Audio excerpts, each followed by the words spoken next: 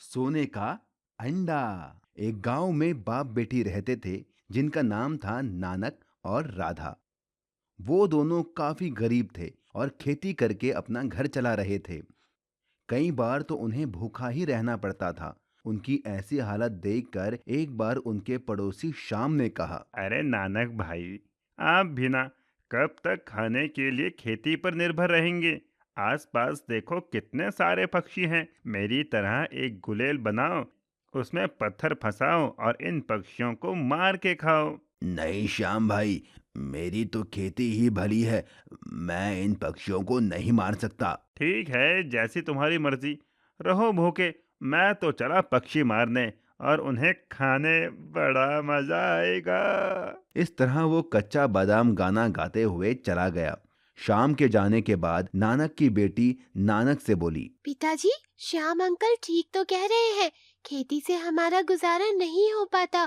कई बार तो खाना भी इतना कम पड़ जाता है कि आप अपना खाना मुझे खिला देते हैं और खुद भूखे रहते हैं। हमारे गांव में कितने सारे पक्षी हैं, क्यों ना हम उन्हें मारकर खा लें? नहीं बेटी राधा, सिर्फ अपनी भूख मिटाने के लिए इन मासूम पक्षियों को नहीं मार सकता। ये हमारी प्रकृति के लिए बहुत जरूरी होते हैं। इन्हें बस अपने फायदे के लिए दर देना सही नहीं।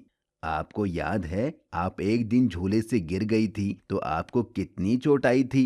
फिर सोचो, जब हम इन पक्षियों को सिर्फ अपने फायदे के लिए मारेंगे तो इन्हें कितनी तकलीफ होगी। आप सही कह रहे हैं पिताजी। स्कूल में टीचर भी यही कहती हैं कि हम इंसानों को पक्षियों और जानवरों की रक्षा करनी चाहिए, ना कि उन्हें परेशान। एक दिन जब राधा और उसके पिता नानक सुबह अपने खेत में काम कर रहे थे तो उनके खेत में एक घायल पक्षी उड़ के आया। नानक ने उस पक्षी को पानी पिलाया, घर ले जाकर उसकी मरहम पट्टी की। उसकी जान तो बच गई, लेकिन वो अभी भी थोड़ा कमजोर था। पर तभी उनके घर उनका पड़ोसी शाम आया और गुस्से से बोला। नानक, मैंने सुना है तुमने मेरा पक्षी अपने घर में छुपा लिया है। मुझे मेरा पक्षी दो, मैं आज उसको बना कर खाऊंगा। श्याम, वो पक्षी अभी भी घायल है। उसको खाओगे तो श्राप लगेगा। उसे छोड़ दो। चाहो तो मेरे घर से अनाज की एक बोरी ले जाओ। श्याम नानक के यहाँ से पक्षी की जगह अनाज की बोरी ले गया और उस घायल पक्षी को वहीं छोड़ गया। नानक और उसकी बेटी उस पक्षी की देख रेख करने लगे। लेकिन एक रात नानक को किसी की आवाज सुनाई दी। उठो नानक, देखो कौन है। ये आवाज कहाँ से आ रही है?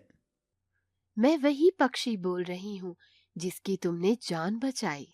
पर पक्षी कब से इंसान की भाषा में बात करने लगी?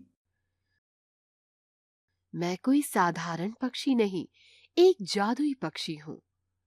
तुम्हारी सेवा से मैं प्रसन्न हुई। तुमने उस श्याम से मेरी जान बचाई। मैं बदले में तुम्हें सोने के अंडे दूंगी। तुम वो सोने के अंडे अपने खेतों में लगाना। अगले दिन उससे और सोने के अंडे निकलेंगे। इस तरह तुमको कभी पैसों की कमी नहीं होगी। अगले दिन राधा और नानक उस पक्षी को खेत ले गए। वहां उस पक्षी ने सोने के अंडे दिए। नानक और राधा ने वो अंडे लिए और खेतों में गाड़ दिए। इतने सारे सोने के अंडे देख वो बहुत खुश हुए और उन्होंने उस पक्षी को धन्यवाद दिया। लेकिन एक दिन शाम ने नानक और राधा को खेत से सोने के अंडे निकालते देख लिया। वाह, अब मैं भी सोने के अंडे निकालूंगा और अमीर बन जाऊंगा। नानक और राधा के जाते ही उसने उनके खेत से सोने का अंडा निकाल लिया।